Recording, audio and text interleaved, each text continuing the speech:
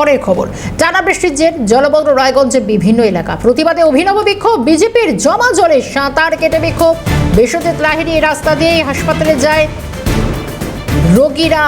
সমস্যায় পড়ছেন পথচারী থেকে রোগীরা। একবার ছবি দেখাই, একেবারে অভিনব বিক্ষোভে সামিল। কয়েকদিন আগে বিধাননগরও সে একই ছবি দেখেছিলাম, যেভাবে গত কয়েকদিনের টানা বর্ষণে জল জমে গিয়েছে, কখনো হাঁটু সমান, কখনো বা কোমর সমান। এবার রায়গঞ্জের বিভিন্ন এলাকা বিজেপির তরফ থেকে এইভাবে প্রতিবাদ জানানো হচ্ছে। দিকে দিকে সাঁতার কেটে অভিনব বিক্ষোভে সামিল বিজেপি।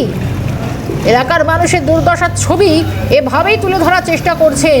রাস্তা না পুকুর না সমুদ্র না নদী, যে চেহারা নিয়েছে এলাকায়, জল নামার কোনো রকম লক্ষণ নেই। বৃষ্টি কমলেও জল নামছে না। বিভিন্ন জায়গা থেকে অভিযোগ, কয়েকটি ওয়ার্ড, রায়গঞ্জের প্রত্যেকটি ওয়ার্ড এখন জলের তলায়। অভিনব বিক্ষোভ বিজেপির তরফ থেকে অভিনব বিক্ষোভ, প্রতিবাদ। কি বলছে বিজেপি শুনবো।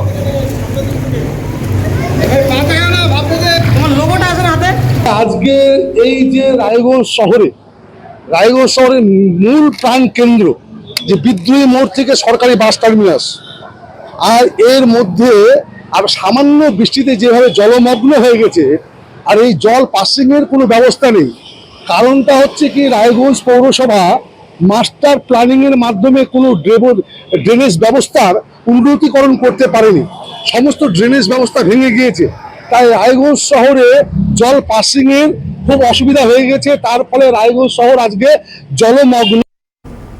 জল পাসিং এর কোনো ব্যবস্থা নেই যেরকম বিজেপি বলছে, তাহলে স্থানীয়রা কি বলছেন দেখুন।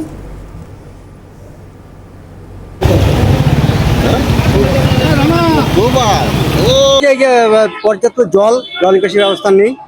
এই নিয়ে আমাদের দোকানে জেরক্সের জল ঢুকে গেছে, পুরো জেরক্স মেশিন নষ্ট হয়ে গেছে। সুবিধা বলতে বেশ এর আগে যতবার বৃষ্টি হয়েছে ততবারই এখানে জল জমে, তবে আজকে যা জল জমেছে বৃষ্টির কারণে, তো আমাদের দোকান, ওষুধের দোকান রয়েছে, ওষুধের দোকান খুলতে পারছি না। এই যে আমাদের দোকান, ওষুধের দোকান খুলতে পারছি না। এই জল বেশ কিছুদিন ধরেই থাকে।